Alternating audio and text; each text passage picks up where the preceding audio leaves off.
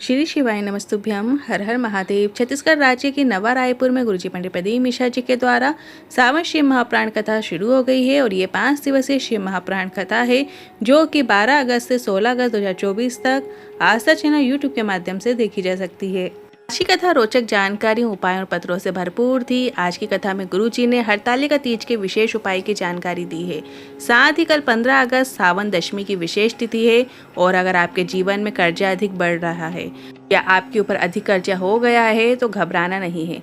आपको धन संपदा के लिए एक ऐसा उपाय जिसे वर्ष में सिर्फ एक बार ही करना होता है और ये उपाय सिर्फ और सिर्फ दशमी तिथि के दिन किया जाता है, वो भी सिर्फ सावन की दशमी तिथि में। तो आपको अंतिम मौका कल के दिन मतलब 15 अगस्त के दिन मिल रहा है। उपाय आपको कैसे करना है आप वीडियो के माध्यम से भी देखकर समझ सकते हैं। हम वीडियो के अंत में ये उपाय करके भी बताएंगे। आज 14 अगस्त तीसरे दिन की सावन शिव महाप्राण कथा में गुरुजी ने कुल 16 उपाय पत्र रुपये की जानकारियां दी हैं। सभी की जानकारी आपको इसी वीडियो के माध्यम से प्राप्त होने वाली है। किसी कारणवश यदि आपने आज की तरह ही सुन पाए हैं तो पूरी कथा का रस्तत्व आपको इस छोटे से वीडियो से प्राप्त हो जाएगा। तो बढ़ते हैं आज की कथा की पहली जानकारी की ओर। दूरबीन और चश्मे दोनों में हमें दूर का पास नजर आता है, पर दोनों में एक बड़ा अंतर है। दूरबीन से जो हमें पास में नजर आ रहा है पर हम उसे छू नहीं सकते, स्पर्श नहीं कर सकते, पर चश्मे से हम जो देखते हैं उसे हम छू सकते हैं, स्पर्श कर सकते हैं। महाप्राण कथा भी दूरबीन नहीं है, चश्मा है, जिसमें हम जितनी भक्ति करते चले जाते हैं, जितना भगवान का स्मरण करते चले जाते हैं और ऐसा करके शिव को अपने पास ला सकते हैं। बढ़ते हैं आज की कथा की दूसरी जानकारी की ओर। शंकर भगवान के भक्त 2 प्रकार के होते हैं, एक शंकर को भजता है और एक वो जिसको शंकर भजता है। अर्थात आप जल चढ़ा रहे हो, मंदिर जा रहे हो, पर कुछ भक्त ऐसे होते हैं जिनसे मिलने के लिए शंकर भगवान भी तरसते हैं। ऐसा तब होता है जब हम भगवान की निर्मल भक्ति धारण करते हैं। बढ़ते हैं आज की कथा की तीसरी जानकारी की ओर। आज के लोग जो सनातन धर्म से जुड़े हुए नहीं हैं वो प्रश्न करते हैं कि ये जो कावड़ यात्रा निकलती है वह कावड़ मनुष्य की बनाई हुई है, तो उन्हें पता होना चाहिए पहली कावड़ भगवान नारायण ने माता लक्ष्मी के साथ भोलेनाथ को अर्पित की थी। बढ़ते हैं आज की कथा की चौथी जानकारी की ओर। शिव महाप्राण की कथा कहती है, अगर कहीं शिव भक्त शिव महाप्राण सुन रहा हो तो आपसे जो बन सके उस शिव भक्त का मुंह झूठा जरूर कराओ, भले ही 5 लोगों को कराओ, उसका फल आपको प्राप्त होता है। अगर आपको कोई कावड़ यात्रा करते नजर आ रहा है तो बन सके तो उसे पानी पिला दो, बन सके तो उसको कुछ मदद कर दो, बन सके तो उसके दर्शन कर लो। शिव भक्त के दर्शन कर लेने से शिव के दर्शन का फल प्राप्त हो जाता है। बढ़ते हैं आज की कथा की 5वीं जानकारी की ओर। गुरुजी ने कहा, दुनिया के लोग हंसते हैं, कहते हैं कावड़ से कुछ होता है क्या, पर जीवन में एक बार दिल से कावड़ जल चढ़ाकर देखना। और जो सीहोर कुबरेश्वर धाम की कावड़ भरना चाहते हैं वो 17 अगस्त को सुबह 9 बजे कावड़ यात्रा में शामिल हो सकते हैं। ये यात्रा 17 अगस्त को सीहोर की सिवरा नदी से शुरू होगी और इसके बाद ये यात्रा जगदीरा मंदिर चौराहा से होती हुई कोतवाली चौराहा मेन रोड से होती हुई इंदौर नाका से कुबरेश्वर धाम चितवालिया हेमा पहुंचेगी। बढ़ते हैं आज की कथा की 6वीं जानकारी की ओर। शिव महाप्राण की कथा कहती है, भीतर से तुम अच्छे बनो, बाहर से तो तुम अपने आप अच्छे दिखने लग जाओगे। बढ़ते हैं आज की कथा की 7वीं जानकारी की ओर। तुम्हारे परिवार में आस पड़ोस में कितने ही झगड़े हों तो तुम उन्हें शादी में बुलाओ या ना बुलाओ, बच्चे के जन्मदिन में बुलाओ या ना बुलाओ, पर तुम्हारे यहाँ कोई धार्मिक अनुष्ठान हो रहा हो, तुम्हारे आसपास कोई धार्मिक अनुष्ठान हो रहा हो तो सभी को बुलाओ, जिनसे बात होती है और जिनसे बात नहीं होती है उनको भी, सभी को बुलाओ। गुरुजी ने कहा ऐसे धार्मिक अनुष्ठान में सभी को बुलाना आवश्यक होता है। बढ़ते हैं आज की कथा की 8वीं जानकारी की ओर। 2 शब्द हैं, एक है सब्र और दूसरा है कद्र। शिव महाप्राण की कथा कहती है, अगर कोई काम नहीं हो रहा है, वैभव नहीं आ रहा है, संपदा नहीं आ रही है तो थोड़ा सब्र रखिए, भगवान की भक्ति कीजिए, परिश्रम कीजिए और थोड़ा सब्र रखोगे तो जब भोलेनाथ तुम्हारी झोली खुशियों से भर दें तो उछलना नहीं, जो मिला है उसकी भी कद्र करना और दुनिया के लोगों के भी कद्र करना। बढ़ते हैं आज की कथा की 9वीं जानकारी की ओर। हरतालिका तीज में प्रयास करो। गुरुजी ने कहा, आप हरतालिका तीज के दिन 5 या 7 फुलेरा के दर्शन अवश्य करने जाएं। आप हरतालिका तीज का व्रत रखते हैं या नहीं रखते हैं उससे मतलब नहीं है। आपके परिवार में हरतालिका तीज का पूजन होता है या नहीं होता है उससे भी मतलब नहीं है।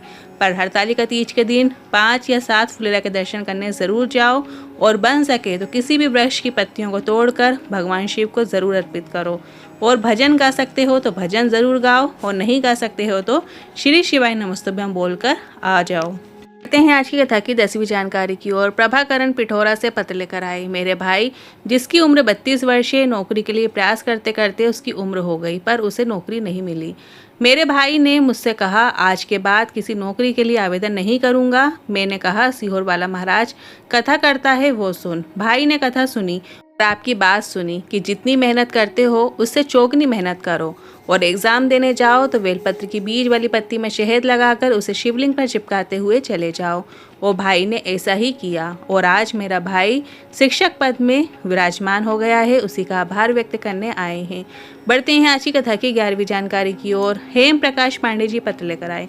मेरी पत्नी के शरीर में एक गांठ हो गई थी। डॉक्टर ने ऑपरेशन के लिए बोल दिया था और कह दिया था कि जांच भी होगी। हम सब घबरा गए। फिर किसी के कहने पर शिव महाप्राण कथा सुनना शुरू किया। सीहोर जाकर रुद्राक्ष लाकर उसका जो जल होता है उसे शिवलिंग पर चढ़ाते हुए और थोड़ा सा प्राप्त करके उसका आचमन कर लेते। डॉक्टर से ऑपरेशन की डेट लेकर आ गए और जब हम ऑपरेशन के लिए पहुंचे तो जांचें हुई तो पता चला गांठ गल चुकी है। उसी का आभार व्यक्त करने कथा पंडाल में आए हैं। बढ़ते हैं आज की कथा की 12वीं जानकारी की ओर। शंकर भगवान के पास जा रहे हो तो कुछ लेकर जाने की ज़रूरत नहीं होती। गुरुजी ने कहा, आप तो अपना दिल समर्पित करके आ जाओ, बस उतना पर्याप्त है। बढ़ते हैं आज की कथा की 13वीं जानकारी की ओर। जल, अग्नि, पृथ्वी, आकाश और वायु ये कभी भी अशुद्ध नहीं होते। ये हमेशा शुद्ध के शुद्ध ही रहते हैं। बढ़ते हैं आज की कथा की 14वीं जानकारी की ओर। गुरुजी ने बताया, काशी वो स्थान है जहाँ पर 15 मिनट भी बैठकर अगर आप कोई मुर्दे को जलते हुए देख लेते हैं तो वैराग्य उत्पन्न हो जाता है। काशी शिव का स्थान है, शमशान शिव का स्थान है। बढ़ते हैं आज की कथा की 15वीं जानकारी की ओर। माता पार्वती का कौन सा वह रूप है जो भगवान शंकर के साथ पुजाता है जिसमें झूठे का भोग लगता है? गुरुजी ने बताया, वो है माता मातंगी और भगवान शंकर बने मातंग। बढ़ते हैं आज की कथा की 16वीं जानकारी की ओर। जी के जो आगामी प्रोग्राम है उसके बारे में जानकारी सुन लेते हैं। 17 अगस्त को कांवड़ यात्रा रखी गई है जो कि सीहोर में रहेगी, कुबेश्वर धाम तक जाएगी। और इसके बाद गुरुजी की जो अगली शिव महाप्राण कथा है वो 23 अगस्त से 29 अगस्त नांदेड़ में रहेगी। और इसके बाद गुरुजी की जो अगली शिव महाप्राण कथा है वो 3 सितंबर से 9 सितंबर तक गुड़गांव में रहेगी। गुड़गांव का एड्रेस जैसे ही प्राप्त हो जाएगा हम वीडियो में ज़रूर बताएंगे। बढ़ते हैं आज की कथा की 17वीं जानकारी की ओर। कर्जा मुक्ति के लिए धन संपदा बढ़ाने वाला एक विशेष उपाय है जो कि सिर्फ दशमी तिथि के दिन ही किया जाता है और कल 15 अगस्त से दशमी तिथि है तो इस दिन आप इस विशेष उपाय को ज़रूर कीजिएगा। इतना ही कर्जा क्यों ना बढ़ गया हो, बस आपको इस उपाय को कर लेना है। साथ ही आपको मेहनत भी करना है, परिश्रम भी करना है। आपके घर में धन संपदा आने लगेगी और कर्जा धीरे धीरे करके चुकने लगेगा। इसके लिए आपको दशमी तिथि के दिन शाम के समय जब भोले बाबा का श्रृंगार होता है या आप स्वयं श्रृंगार करें, भोले बाबा का त्रिपुंड बना दें, जैसा बन सके फूलों से श्रृंगार कर लीजिए। और इसके बाद आपको 11 शमी पत्र या 21 शमी पत्र या 51 शमी पत्र जितने आपको आसानी से मिल सकते हैं आप उतने शमी पत्र ले लीजिए। और इसके बाद एक छोटी सी कटोरी में आपको शहद ले लेना है। बाद आपने 11-21 जितने भी शमी पत्र लिए हैं एक एक करके उस शहद में लगाकर भोले बाबा की शिवलिंग पर आपको चिपका देना है। और उसी शमी पत्र से 11-21 51 जितने भी शमी पत्र आपने लिए हैं शहद में डुबोकर उसी शमी पत्र से भोले बाबा का शिवलिंग का श्रृंगार कर देना है। पूरी शिवलिंग में आपको जगह जगह ऐसा चिपका देना है और सुंदर आपको बना देना है। गुरुजी ने कहा, जो सावन की दशमी तिथि के दिन शमी पत्र से भोले बाबा का श्रृंगार करता है उसका जो कर्जा होता है उसके ऊपर चुकने लगता है, साथ ही उसको धन वैभव ऐश्वर्य प्राप्त होता है। आज के इन उपाय से जुड़े मन में कोई सवाल या क्वेश्चन है तो कमेंट के जरिए पूछ सकते हैं। साथ ही हमने एक व्हाट्सएप चैनल बनाया है जिसकी लिंक हमने कमेंट बॉक्स में पिन कर दी है। उसमें रोजाना की विशेष तिथियों की जानकारी आपको प्राप्त हो सकती है। और आज की वीडियो आपको कैसी लगी कमेंट के जरिए जरूर बताइएगा। वीडियो थोड़ा भी उपयोगी लगा हो तो वीडियो को लाइक करके कमेंट बॉक्स में हर हर महादेव जरूर टाइप कीजिएगा। श्री शिवाय नमस्तुभ्यम।